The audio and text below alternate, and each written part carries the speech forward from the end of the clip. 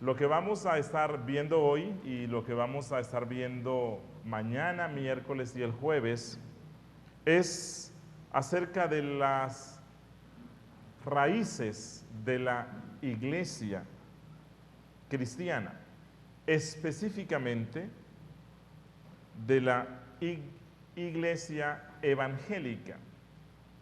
Entendemos que nuestra fe procede directamente de lo que la Biblia nos dice, y la iglesia realmente viene desde Génesis.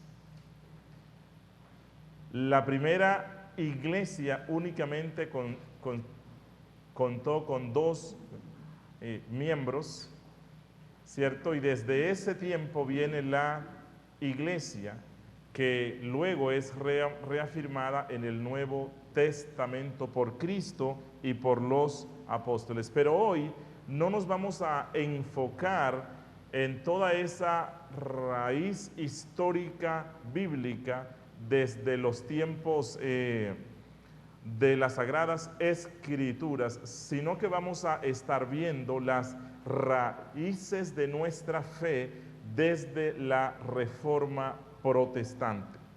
¿Por qué razón?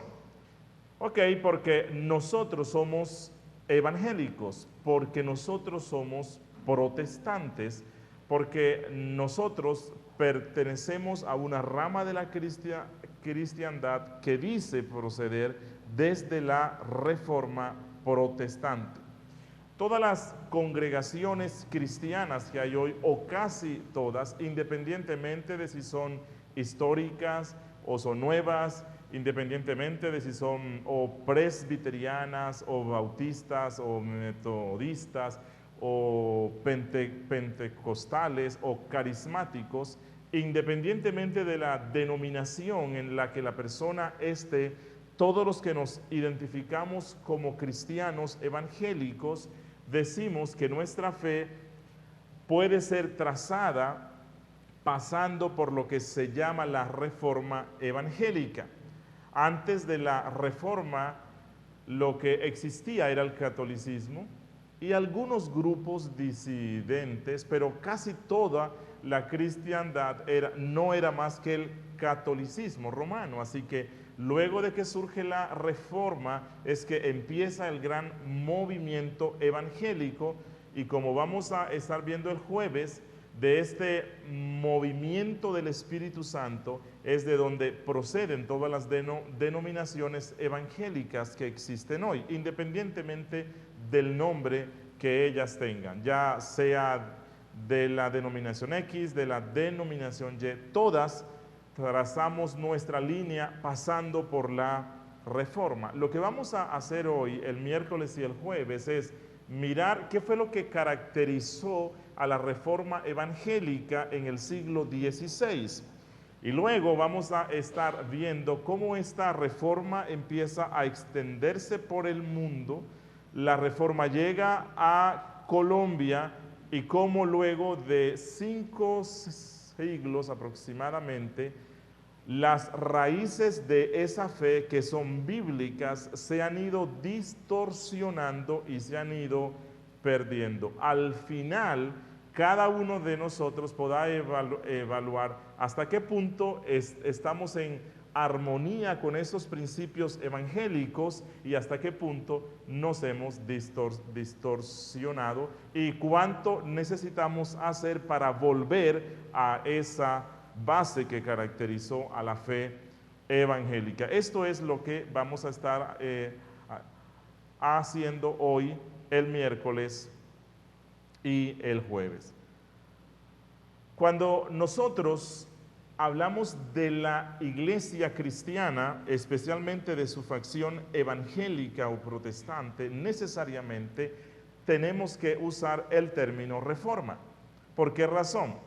Porque la iglesia cristiana, tal como está en la Biblia, fue restaurada en el siglo XVI de un catolicismo que había distorsionado completamente lo que era la fe cristiana. Así que en el siglo XVI el Espíritu Santo produjo un movimiento, un avivamiento poderoso al cual se le ha dado el nombre de la Reforma Protestante.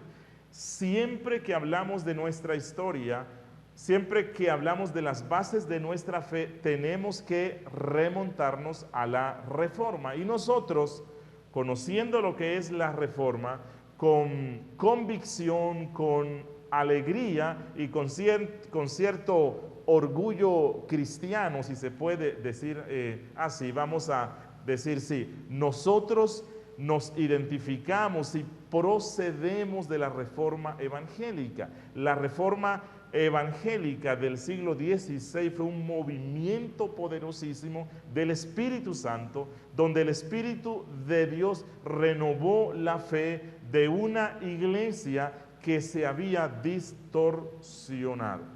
Y ahora, a algunas personas no les gusta mucho que se use el término reforma, porque ellos dicen que reformar es como cambiar la fachada y por dentro sigue siendo la misma cosa. Pero cuando usamos el término reforma, no estamos diciendo eso.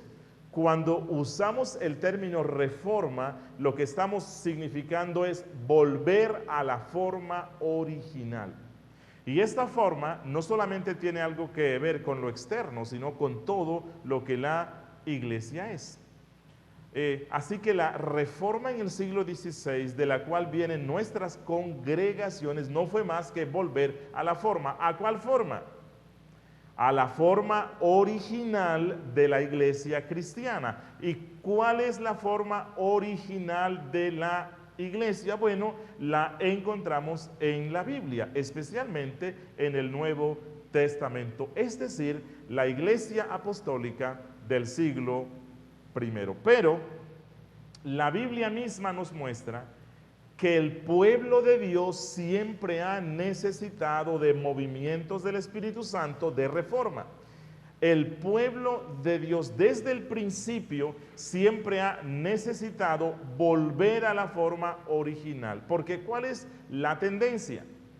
La tendencia que nosotros vemos en la Biblia es que el pueblo de Dios poco a poco se aparta de la fe. Es decir, la primera generación de creyentes es muy vigorosa en la fe y se mantiene fiel a los principios bíblicos.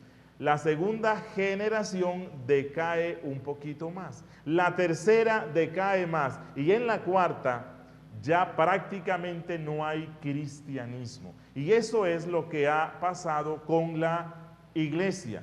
No solamente desde Pentecostés, desde el Antiguo Testamento. En la Biblia se nos menciona varias ocasiones en las cuales Dios tuvo que reformar a su pueblo. Los tiempos de Noé, eso fueron una reforma.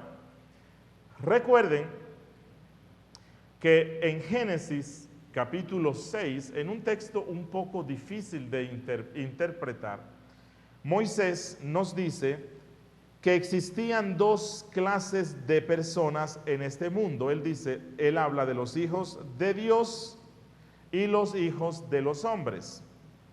Algunos dicen que los hijos de Dios allí son seres angélicos. Es la interpretación que algunos han dado. Cuando la Biblia dice, y no voy a ir al texto porque estamos corriendo, pero en el texto dice que los hijos de Dios, al ver que las hijas de los hombres eran hermosas, se enamoraron y se casaron. Hay algunos que dicen que esos hijos de Dios posiblemente eran seres angélicos, y ellos dicen que probablemente son los seres angélicos que se nos mencionan en Judas, de que están en prisiones porque se relacionaron sexualmente con las hijas de los hombres. Bueno, esa interpretación tiene muchos bemoles. Aquí algo pasó. Ok.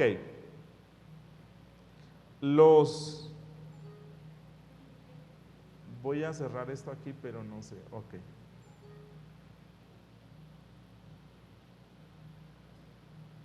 Cierro aquí y le digo que cancelarlo. Ok. ¿Por qué tiene inconvenientes esa interpretación? Una, Los hijos de Dios, aunque en el libro de Job se aplica a los seres angélicos, la mayoría de las veces que la Biblia usa ese término es para referirse a seres humanos que creen en Dios. 2.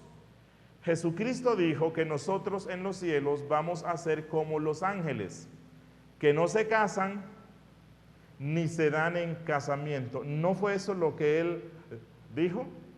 Dijo que nosotros vamos a ser como los ángeles en el reino eterno, que no nos vamos a casar ni nos vamos a dar en casamiento. Así que dice Cristo que los ángeles no se casan. Génesis 6 dice que los hijos de Dios se casaron con las hijas de los hombres. 3. En la naturaleza vemos que dos seres de distintas especies no pueden procrear. Si usted une a un gato con un perro, con una perra, no pasará nada, porque simplemente no pueden procrearse. Cuanto menos si son dos seres de una especie totalmente distinta, porque los seres angélicos son espíritus, no son carne como nosotros. Así que la interpretación más aceptada por la mayoría de eruditos conservadores es que allí los hijos de Dios se refieren a la línea de la fe. Los hijos de los hombres son los descendientes de Caín, que son los de esta tierra, apegados a este mundo, mundanos. Y los hijos de Dios se refieren a los descendientes de la línea de la fe, a los que profesaban la fe en Dios y preservaron esa fe. De esa línea es que viene Noé. Lastimosamente, esa línea de la fe de los hijos de Dios entró en decadencia, y dice Génesis 6 que se casaron con las chicas inconversas. Los cristianos, los creyentes, se unieron a las mujeres incrédulas y la fe entró en un declive profundo, de tal forma que cuando se llega al tiempo de Moisés, de Noé, prácticamente la fe bíblica ha desaparecido y el único que la conserva es él y sus pocos hijos. Así que Dios envía un diluvio y Dios causa una reforma, solo que en esta reforma Dios mató a todos los que se habían desviado. Afortunadamente para nosotros hoy, Dios casi no hace eso actualmente. Si ustedes van a Génesis 9, van a encontrar que Dios hace un pacto con Moisés y realmente hay como una renovación de ese pacto con el pueblo de Dios.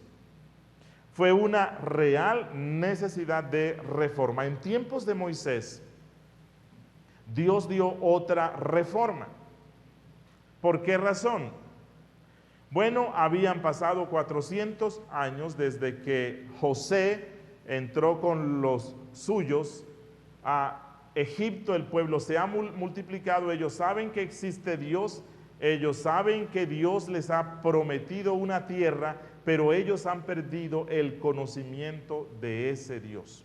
Realmente la fe también ha entrado en decadencia y a pesar de que ellos ven los milagros que Dios hace a través de Moisés y a pesar de que ellos ven los portentos que Dios hace destruyendo al ejército egipcio, abriendo el mar rojo en dos y concediéndoles muchas cosas milagrosas, a pesar de todo esto, el pueblo se volca a la idolatría.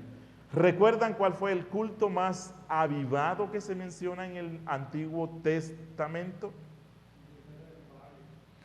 El pueblo salió con todos sus instrumentos y sus gozos a hacer fiesta para Dios, pero no para el Dios del cielo. De tal forma que cuando Moisés baja del monte, él dice, ¿qué alboroto, qué ruido es este que yo oigo? El pueblo estaba mostrando que su fe realmente estaba en declive, que ellos no conocían realmente al Dios de sus padres, Abraham, Isaac y Jacob. Fácilmente se desviaron de esa fe. Así que Dios usa a Moisés para dar una reforma total a ese pueblo, y la reforma es la ley. Dios trae al pueblo a su santa ley y les muestra quién es Él y qué es lo que Dios quiere, y se da un avivamiento que duró por poco tiempo.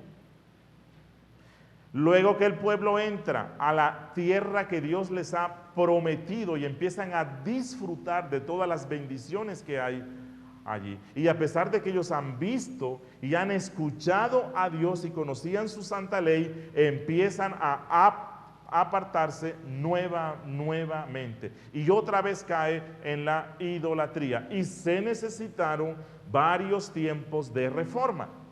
Encontramos en el tiempo de los reyes las reformas de Ezequías, las reformas de Asa y las reformas de Josías. Todas estas reformas el Espíritu Santo las envió porque el pueblo siempre tiene la tendencia a caer en la idolatría. ¿Y qué es la idolatría?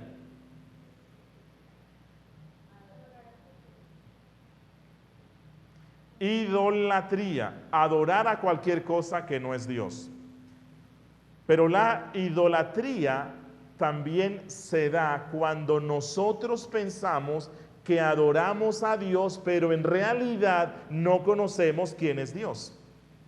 Cuando tenemos una distorsión del Dios de la Biblia, así digamos que estamos adorando al Dios de la Biblia, realmente eso es idolatría. Así que el pueblo en todo el Antiguo Testamento mostró ese ciclo constante. Adoración al Dios verdadero, y en la medida que los años pasan, entra en declive y se pierde el conocimiento del verdadero Dios. Luego Dios enviaba a un profeta, enviaba a un juez, enviaba a un rey, y Dios hacía que nuevamente se diera una reforma o un avivamiento. ¿En qué consistieron todos los avivamientos en la Biblia?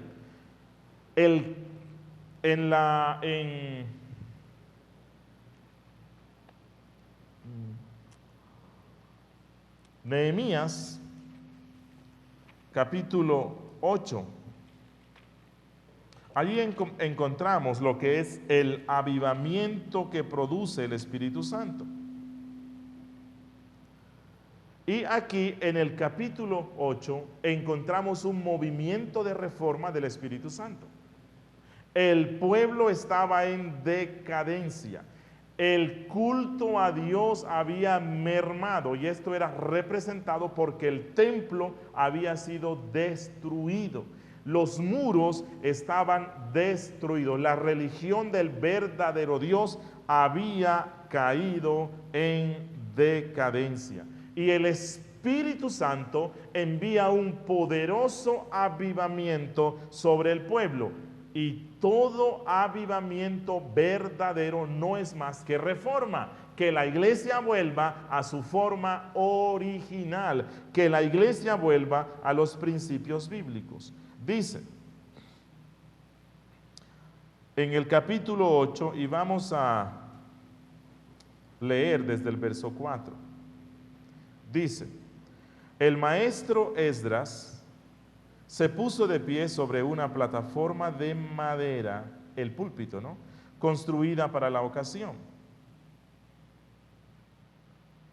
A quien la gente, dice en el verso 5, Esdras, a quien la gente podía ver porque él estaba en un lugar más alto, abrió el libro y todo el pueblo se puso de pie. Entonces Esdras bendijo al Señor el gran Dios, y todo el pueblo, levantando las manos, respondió amén y amén, y luego adoraron al Señor inclinándose hasta tocar el suelo con la frente. Dice el verso 7 que los levitas, y en la última parte, le explicaban la ley al pueblo, que no se movía de su sitio. Ellos leían con claridad el libro de la ley de Dios y lo interpretaban de modo que se comprendiera su lectura. Al oír las palabras de la ley, la gente comenzó a llorar. Por eso el gobernador Nehemías, el sacerdote y maestro Esdras y los levitas que enseñaban al pueblo les dijeron: no lloren ni se pongan tristes, porque este día ha sido consagrado al Señor Jehová. ¿Qué es lo que está pasando aquí? Este es un pueblo que estuvo por mucho tiempo en decadencia espiritual, pero el Señor los trae a su tierra para darles un avivamiento del Espíritu Santo y para que la religión al verdadero Dios resurja. ¿Y cuál es el principio operante para este avivamiento? A ver allí, vamos a preguntarle al texto: ¿dónde está la orquesta de música?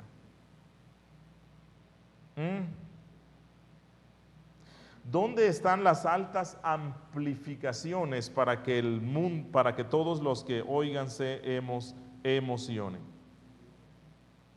¿Dónde están aquí las emotividades exacerbadas?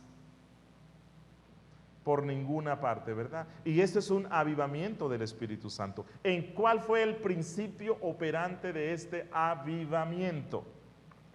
La ley, es decir, la palabra de Dios.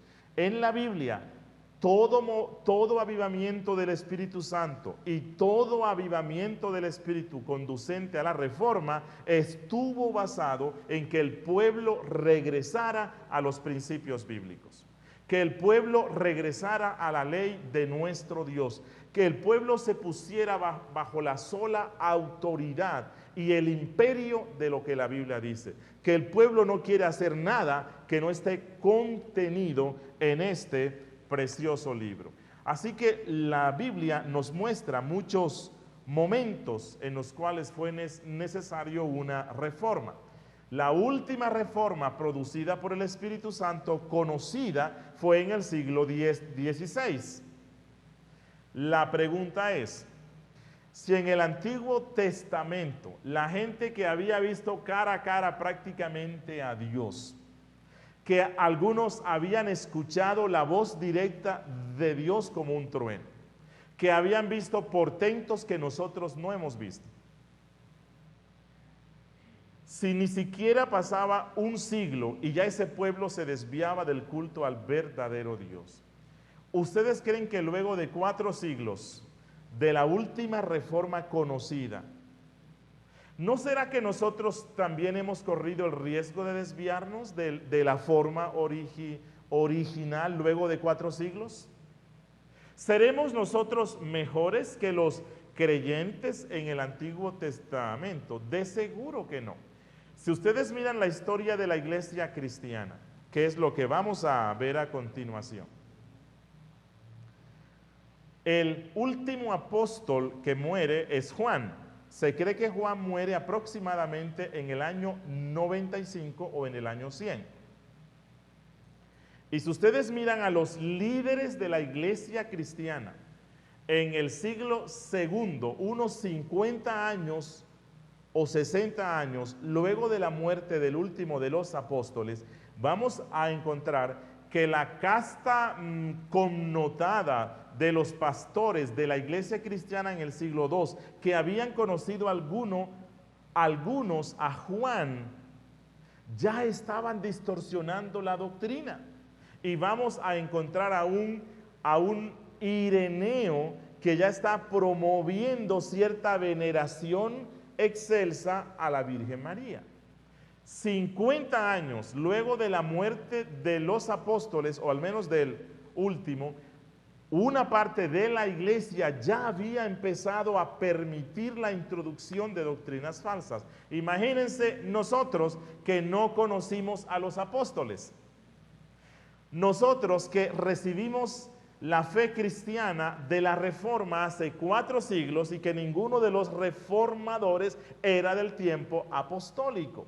De seguro que la iglesia evangélica de hoy día, así como ha sido la constante en el pueblo de Dios, ha distorsionado la fe y se ha ido alejando de la fe. Y vamos a estar viendo que muchas de las distorsiones que se dieron al principio de la iglesia cristiana se están dando hoy de otra forma, más compleja, más moderna, pero se está dando. Y el objetivo de esta presentación es que cada uno de nosotros tenga la capacidad autocrítica de evaluar hasta qué punto nos hemos alejado de lo que la Biblia dice y la necesidad que tenemos de volver a ella. Esto es lo que vamos a estar viendo. Y como les dije, vamos a enfocarnos en lo que Dios hizo en el último avivamiento conocido, que es la Reforma evangélica. La Reforma en el siglo XVI, que no fue más que la restauración de la iglesia a los principios apostólicos, la renovación y vitalización espiritual de la iglesia, la restauración del verdadero culto a Dios y el abandono de la idolatría, porque una tendencia del ser humano es ser idólatra. Y si nosotros no estamos luchando contra eso de manera constante como iglesia, también vamos a descender, si no es que lo hemos hecho ya, en el pecado de la idolatría. Y a lo mejor al Dios al cual le cantamos en nuestros cultos, tal vez ese no sea el Dios que la Biblia nos muestra. La Reforma no fue más que la recuperación de la predicación expositiva de la palabra de Dios. Porque una de las cosas que entra en crisis cuando el pueblo empieza a alejarse de Dios son el día de reposo y la predicación de la palabra. Si se dan cuenta, en el Antiguo Testamento, cuando el pueblo entraba en decadencia espiritual, una de las cosas que más sufría era el día de reposo, y Dios tenía que decirles, ojo, no se les olvide, hay que guardar el día de reposo. En este día no pensarán sus palabras, no pensarán sus propios pensamientos, no harán sus propias obras. Ese es un día para mí. Y otra de las cosas que sufre cuando el pueblo entra en decadencia es la predicación de la palabra. Cuando el pueblo se aleja de Dios, le sucede lo que los profetas anunciaron en el Antiguo Testamento. Que el mismo pueblo le dice a los profetas, no nos profeticen más cosas malas, no nos hablen más del Dios Santo, háblennos palabras halagüeñas que agraden a nuestro oído. Eso le decían a los profetas en el Antiguo Testamento, supuestamente el pueblo de Dios. Y el apóstol Pablo, en primera a Timoteo, él dice que algo que caracterizará a la gente, y él habla de los creyentes de la iglesia, a la gente en los últimos tiempos, es que no soportarán la sana doctrina, sino que se amontonarán falsos maestros conforme a sus propios deseos. Así que una de las cosas que más sufre cuando el pueblo entra en decadencia es la predicación de la palabra. Ok, no sé si ya escribieron todo, aunque no se necesita, sino solamente que escriban restauración, renovación, recuperación, y ya van a recordar de qué trata.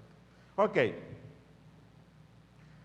En el resto de lo que nos falta, vamos a estar viendo las causas que condujeron a la reforma evangélica en el siglo XVI.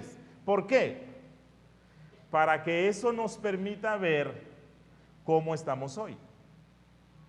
Si todo está bien, no necesitamos una reforma.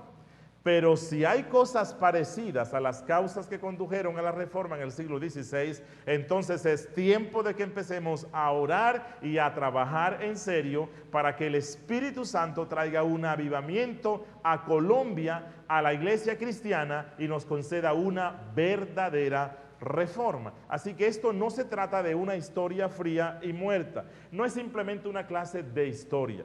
Vamos a estar viendo la historia porque por allí dicen que el que no conoce la historia está obligado a repetir los mismos errores. Así que si nosotros conocemos nuestra historia, vamos a ser librados de esos errores. Bueno, vamos a enfocarnos en las causas que condujeron la reforma. Las primeras se las voy a dar de una forma rápida porque creo que son muy conocidas por nosotros. Como yo les dije antes, la iglesia cristiana, como tal, que nace en el siglo I, ya a mediados del siglo II y finales del siglo II, aunque aún conservaba mucho de su fe, estaba empezando a desviarse. Poco a poco, los desvíos que la iglesia sufre no se dan de un día para otro día. Son desvíos progresivos. Una iglesia se da el lujo de permitir un error, ¿cierto? Y una vez que se dio el lujo de permitir y consentir un error, el error no para nunca. Él no se sentirá satisfecho hasta cuando todo haya sido permeado. Y eso fue lo que pasó con la iglesia cristiana desde el siglo II hasta el siglo XVI, que es cuando se da la reforma. Tres cosas fundamentales sufrieron un gran declive: el dogma o la doctrina de la iglesia, las prácticas eclesiásticas y las prácticas populares. Empecemos por el tema, y los abusos eclesiásticos. Empecemos por el tema del dogma. No lo vamos a estar viendo todo, voy a ir rápido. Al final, si tienen alguna duda, pueden presentarla. Una de las cosas que más sufrió desvío fue la doctrina de la iglesia. Si nosotros vamos al Nuevo Testamento, encontramos que el sentido de iglesia era muy distinto a lo que luego pasó desde el siglo II hasta el siglo XVI. En el Nuevo Testamento, la iglesia tenía un sentido de hermandad. Dice Hechos 2 que ellos tenían todas las cosas en común, había una fraternidad especial, los unos se interesaban por los otros. Algo que marcó a la iglesia en el siglo I y que la caracterizaba es que era una iglesia llena del poder del Espíritu Santo. Y cuando digo que estaba llena del poder del Espíritu Santo, no solamente me refiero a la facultad milagrosa que tenían los verdaderos apóstoles para hacer portentos, sino al poder que la iglesia tenía en su vida práctica. Dice Hechos 2 que los cristianos tenían todas las cosas en común, que la gente los alababa, que ellos tenían un amor especial, que reflejaban el carácter de Cristo. Era una iglesia que manifestaba el poder del Espíritu Santo en una vida cristiana práctica de santidad. La iglesia tenía un testimonio que contar. ¿Cuál era el testimonio? Ay, hermanos, hoy vamos a tener culto de testimonios. Y entonces iba uno y contaba que estaba enfermo y que le pasó esto.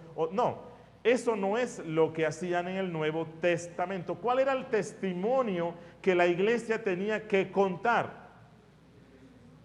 Hablar de Cristo. Dice Pablo, no quiero saber otra cosa más, sino de Cristo y de este crucificado. El testimonio de la iglesia era hablar de Cristo, que este Cristo murió, que este Cristo resucitó y que este Cristo ascendió a los cielos. Y ese era el evangelio. La iglesia se caracterizaba porque mantenía la esperanza del retorno triunfante de Cristo. Saben que una de las situaciones que nos muestran que estamos en crisis es esta.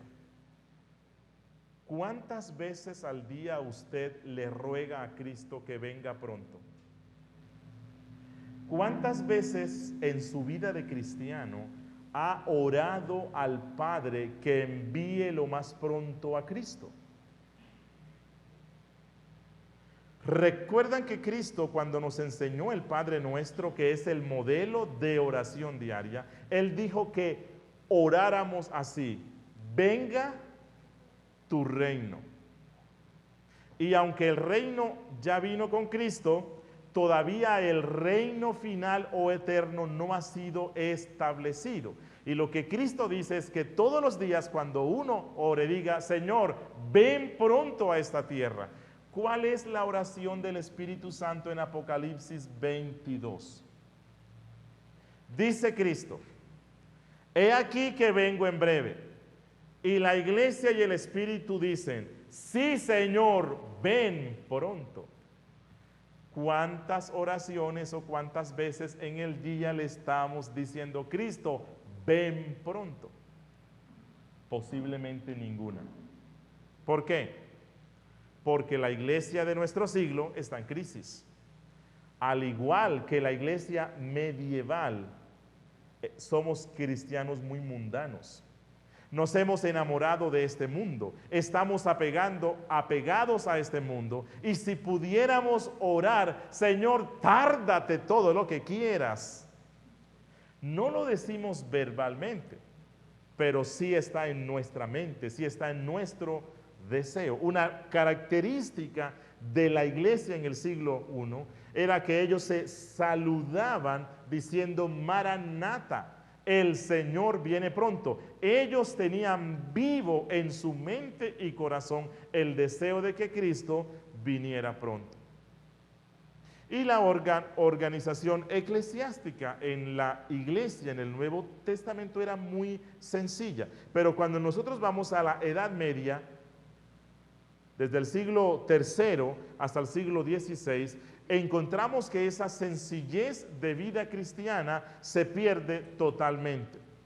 La iglesia poco a poco empieza a desviarse. La historia nos dice que la gente, porque casi siempre los errores que entran a la iglesia no se dan por los líderes, sino por los miembros. Los miembros empiezan a tener prácticas y a hacer cosas que cuando los pastores se dan cuenta que ya eso se volvió una práctica, ellos terminan oficializándolo. Y al hacer eso se convierte en un dogma. Y eso fue lo que pasó en el siglo II, cuando la iglesia empezó a crecer y habían congregaciones grandes. Los pastores ya no los llamaban tanto con el término que mayormente se les llama en el Nuevo Testamento. En el Nuevo Testamento, en el griego, la mayoría de las veces que se refieren a los pastores lo usan con el término presbíteros, que simplemente significa ancianos. Así que a los pastores se les llamaba con el nombre ancianos. Ahora, anciano no es un título que halague mucho. ¿O sí? Anciano David no se escucha como de mucho prestigio, así que empezaron a usar más otro término que en el Nuevo Testamento está, pero que no se repite mucho, que es el término episcopos, obispo.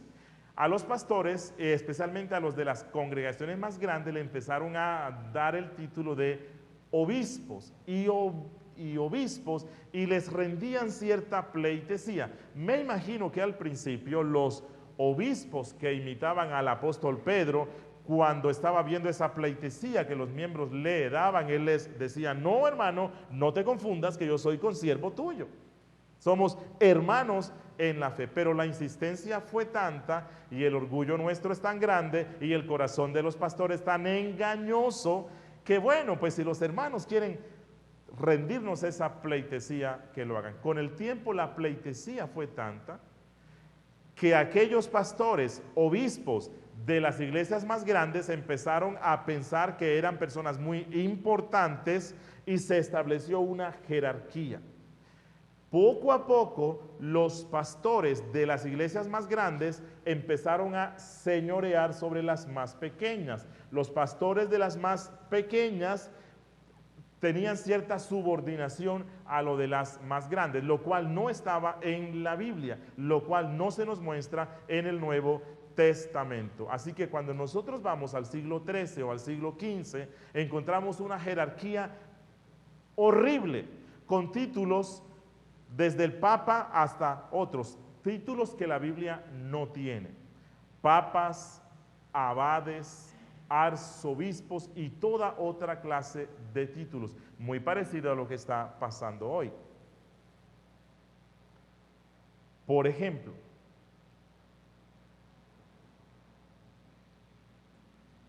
conocí a un pastor que es el presidente de una denominación y le llaman el patriarca.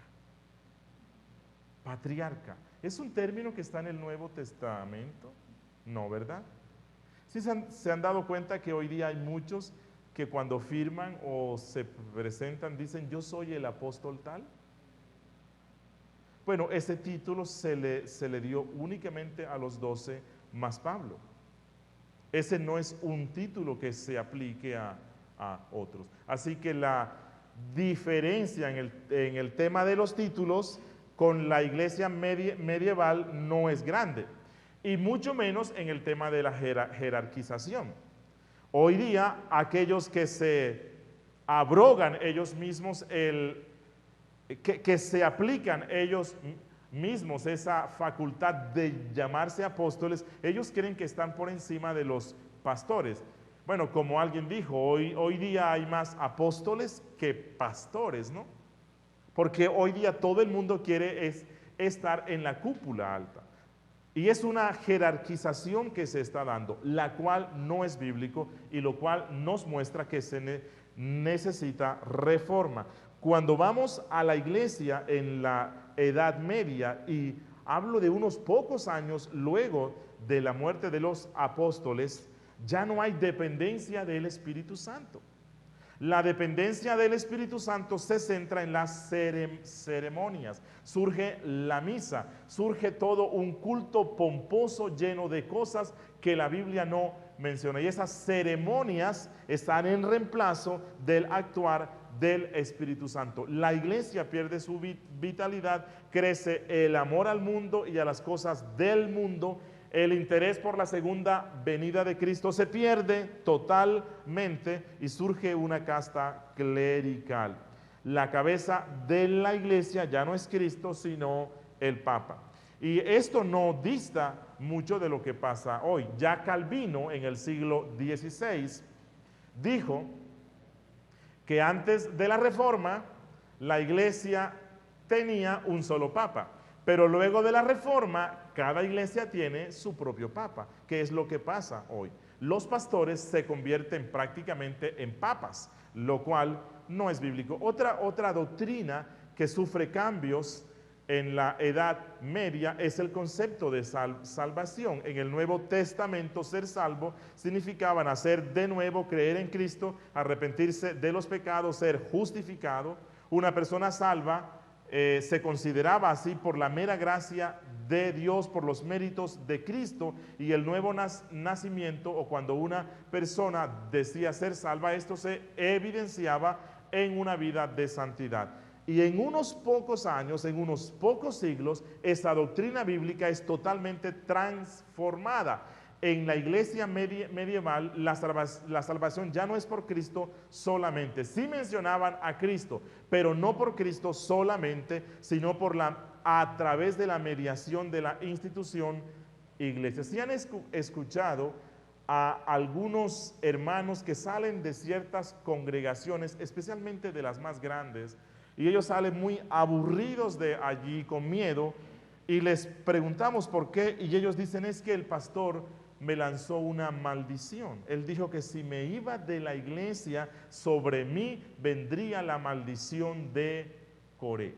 Bueno, la práctica, esto, con lo que practicaba la iglesia católica en toda la Edad Media, no tiene diferencia.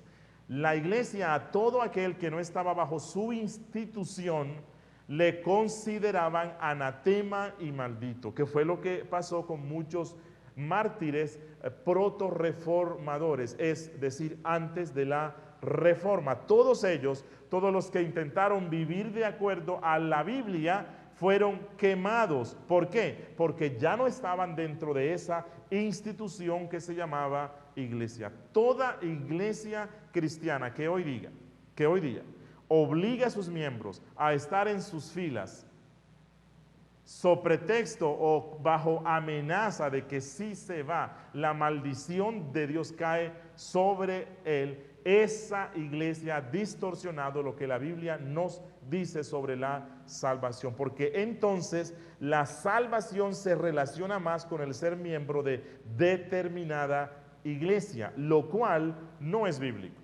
Miren, en la Edad Media se decía que nadie que no perteneciera a la iglesia católica podría ser salva, y la salvación estaba ligada con los sacramentos. Si tú participabas de los sacramentos, especialmente del bautismo, tú eras salvo, y había una dependencia del líder religioso.